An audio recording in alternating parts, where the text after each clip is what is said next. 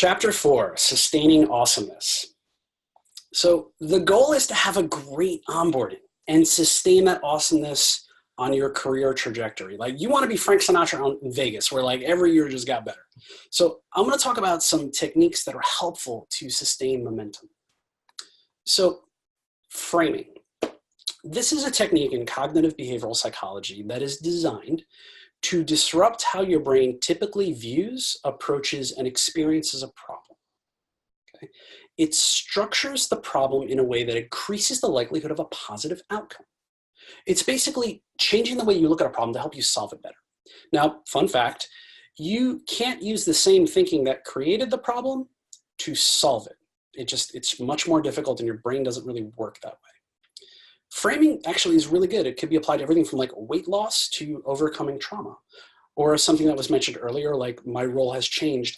How do I frame happiness in a different way? So here are some things that are supportive when you're onboarding into a new role. The backtrack frame. Backtrack frame is really good. When you're in a conversation, you restate the information you have up until that point using the other person's language and tone. Like, Adam knows I say this all the time. I'm going to repeat back to you what I think I heard. And then you just kind of list the things that you feel were covered.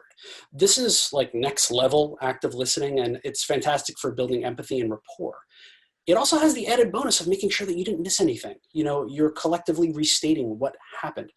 I use this all the time in meetings, especially because in meetings, we could all come to an agreement. But there may be a slightly different version of what we all agreed on, where you're like, oh wait, I thought so-and-so was going to take care of that. So backtrack framing improves alignment and keeps us all going towards a common goal. The if-then framing. This is a bit of mental preparation that can be applied to a lot of areas as well. It's very simple. If X happens, then I do Y. If my budget gets reduced, then I cut these features. If the VP runs into me in a hallway, then I'm going to tell her about how I'm driving value. An example that happened recently, there's a senior leader that I'm working with. Her CEO would randomly come into her meetings uninvited and just want to start reviewing shit. It was awful.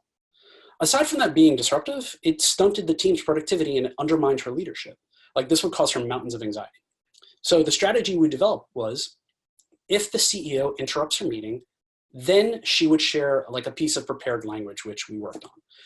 Just by having that like language in her back pocket, just reduced her anxiety. It's a really great framework. The ecology frame. This is, how do my actions fit into the wider ecosystem?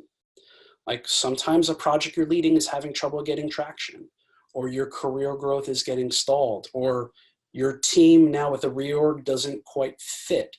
It's typically because it's not understood how it fits into everything else. So if you or what you're doing is not aligned to the ecosystem spits you out. Some questions to ask yourself is, how is what I'm doing driving me forward? In what ways is my role helping the team achieve their goals? Or how is this project helping the company towards its mission? Like, those are all important questions to ask.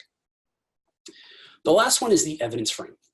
Evidence frame is asking for very clear, specific, and factual answers. It's great for coaching or professional development. I use this one on myself when I'm struggling with imposter syndrome. Like, when I'm going through a rough patch, I'll say to myself, like, I suck, I'm useless, like, what the hell am I doing here? Which is not healthy or productive in any way. But I use the evidence frame. And I say to myself, I was like, Andy, all right, what clear, specific, and factual evidence do I have that I'm useless? And the interesting thing is, when you frame questions that way, the brain needs to find an answer. Your brain is actually hardwired not to lie to itself. So in the same way that I ask everyone, like, can you picture a pink elephant? What are you all thinking of right now?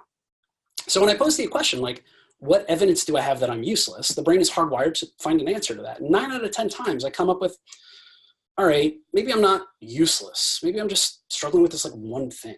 So evidence framing is really good for making sure thoughts are grounded in reality.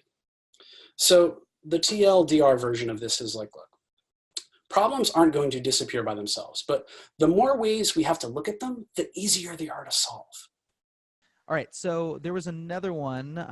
As a new design leader, I'm finding it challenging to change my own mental model that my day-to-day value is no longer coming from the thing that I produce, but it's coming from being a supporter of the team. Any advice to help that mental transition? Andrew, before you answer, there was a really interesting piece of feedback that came into the group, which was, quote, you have to recalibrate on what success looks like. You don't get rewarded for the design work, but you get rewarded for getting others to do it well. I call it designing through others. So it's, again, just like changing your mental model, which I think Andrew kind of touched on earlier. But Andrew, do you have anything else that you'd want to add to that question? I think that's good. I think that's a couple great answers on that. Yeah, finding what the mental model is going to be, what you want the positive outcome to be, and understanding that comes with the self-awareness of knowing what makes you happy and how can you channel that in a different direction.